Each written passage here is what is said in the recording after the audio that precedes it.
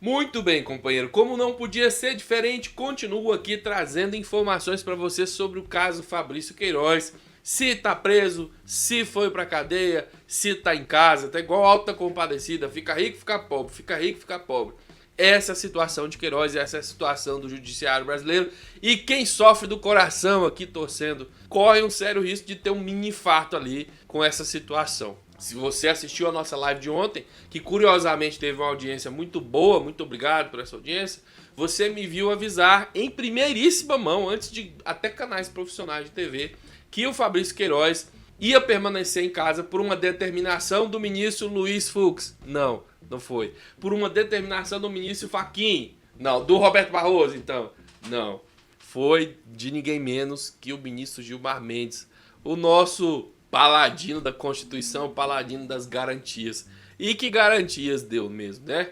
Deixou que o Queiroz permanecesse em casa. Lá eu expliquei mais ou menos os motivos. Tem muita gente que não gosta de live. Nesse vídeo aqui, para quem não assistiu a live, vou trazer para vocês aqui o resumo dos argumentos do ministro Gilmar Mendes que foram realizados magistralmente pelos nossos companheiros da revista Fórum. Você encontra essa notícia via o Liga Democrática.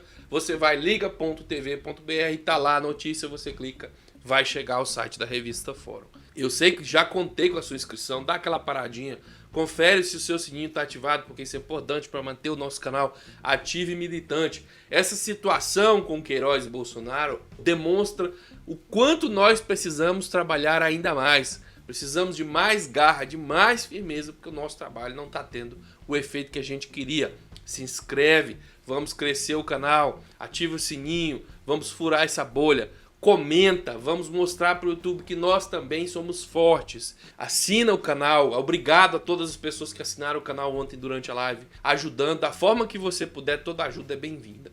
Muito bem, amigos. O ministro Gilmar Mendes revogou a determinação do ministro Félix Fischer. Olha só, teve o Noronha que disse para o Queiroz ir para casa. Aí veio o Félix Fischer, disse para o Queiroz e a Queiroza voltarem para o presídio.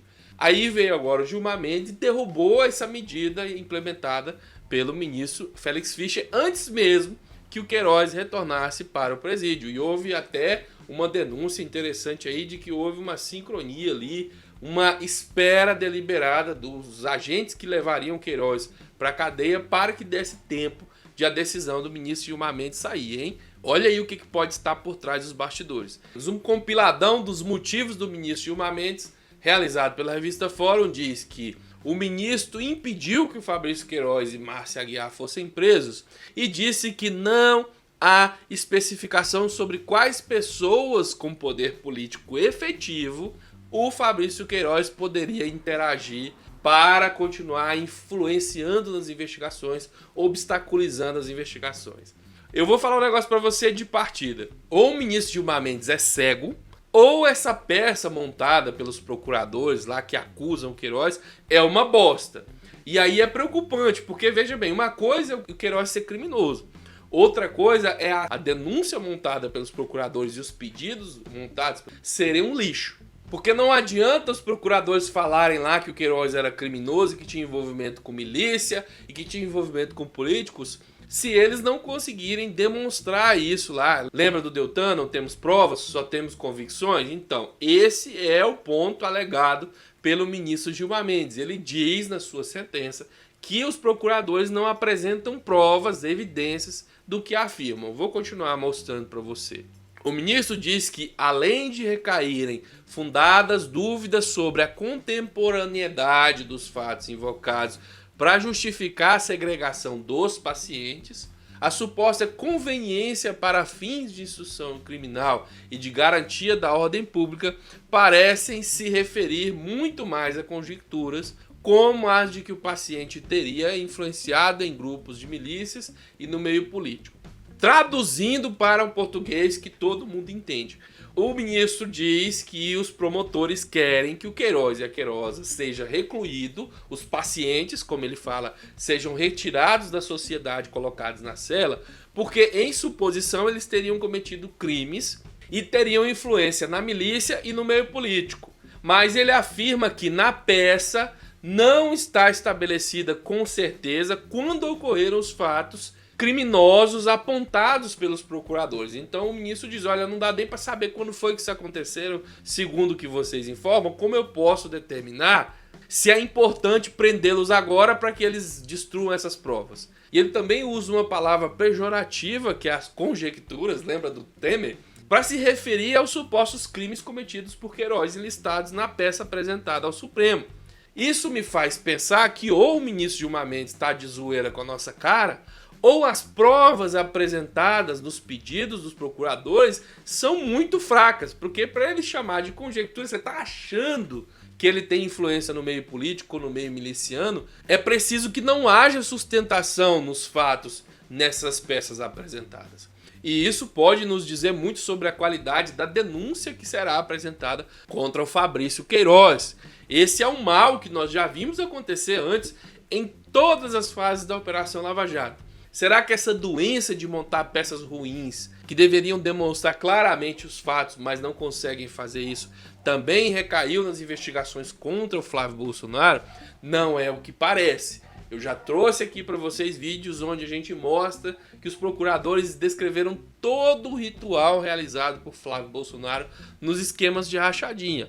Será que todas essas demonstrações apresentadas até mesmo aqui no canal para vocês, o ministro acha que são apenas conjecturas? Ou será que essa peça que foi para a mão dele é muito fraca? Comente aí embaixo, eu quero saber a sua opinião. Você acha que o Gilmar Mendes recebeu dinheiro para tomar essa decisão? Você acha que foi uma decisão equivocada? Ou você acha que não, é coerente mesmo, o ministro Gilmar Mendes tende sempre a dar as garantias constitucionais aos seus réus?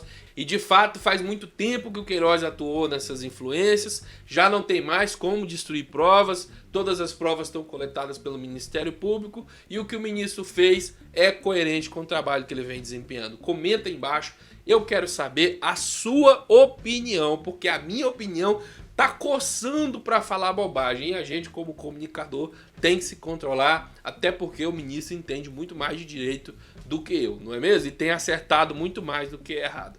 Mas eu quero saber a sua opinião. O ministro segue complementando, dizendo que soma-se ainda a todas essas circunstâncias que ele descreveu o grave quadro de saúde do paciente que deve ser compreendido dentro de um contexto de crise de saúde e que afeta fortemente o sistema prisional. Ele está se referindo aos problemas de câncer, não sei das quantas, do Fabrício Queiroz e que somado a isso, o coronavírus, o paciente pode vir a morrer. A revista Fórum registra que o Mendes, Gilmar Mendes, cita na sua decisão a ligação entre a ex-esposa do miliciano assassinado, Adriano de Nóbrega, e a esposa de Fabrício Queiroz, a Márcia Aguiar. E também os diálogos da filha de Queiroz, Natália Queiroz, que era a suposta funcionária fantasma no gabinete de Flávio Bolsonaro, mas mesmo assim o ministro diz que não há especificação sobre quais seriam essas pessoas com poder político que seriam supostamente influenciadas por Queiroz e que justificasse que, em razão disso, o Queiroz fosse preso antecipadamente ao julgamento. Essas pessoas, acabei de mostrar para você, a gente fala todo dia aqui, são o Flávio Bolsonaro e o próprio presidente Bolsonaro. Mas, segundo o ministro Gilmar Mendes, ainda não está claro isso no pedido apresentado pelos procuradores. Comenta aí embaixo a sua opinião. Vamos continuar monitorando. Essa é a versão resumida para que você entenda melhor o que foi que aconteceu e por que que aconteceu, pelo menos no que consta nos papéis.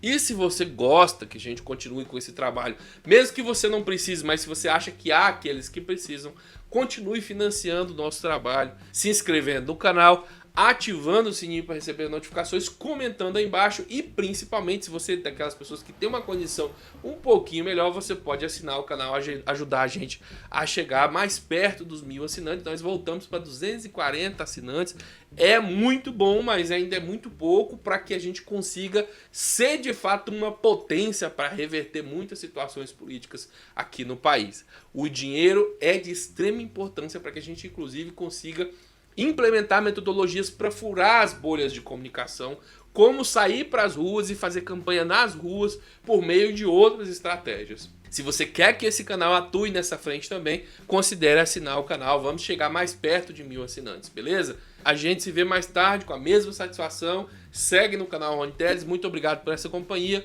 Um abraço. Tchau.